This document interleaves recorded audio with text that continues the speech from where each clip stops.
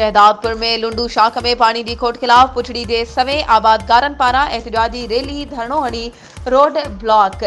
आबपाशी अमलदारन खिलाफ नारेबाजी पानी फ्राहम करण जो मुतालबो। न मौके ते आबादगारन जो चवण हो त आबपाशी अमलदारन मुंड में पानी विकिरो करे लुंडू शाख जे पुछड़ी जे 16 वाटर कोर्सिस जो पानी बंद करे 11,000 एकड़न ते मुश्तमिल ज़रई ज़मीनूं बंजर बनाए छड़ी आहे। पानी न हुजण करे कणक जी पोखी न थी सघी आहे। वणन जो फसल बि मुतासिर थियो। हाणे कणक न काहिण सबब बुख ऐं बदहाली जनम वठंदी। हुननि इल्ज़ाम हयो त इरीगेशन अमलदार रिश्वत एवज़ मुंड जे आबादगारनि खे मोगा टोड़े माप खां वधीक पानी फ्राहम करे रहिया आहिनि ऐं गुंदियो पाइप ऐं लिफ्ट मशीनूं लॻाराए पानी विकिरो करे पुछड़ खे हथ सां सुकायो पियो वञे। हुननि मुतालबो कयो त नोटिस वठी लुंडू शाख जे पुछड़ी में पानी छोड़ करे बेचैनी दूर करे बुख ऐं बदहाली खां बचायो वञे।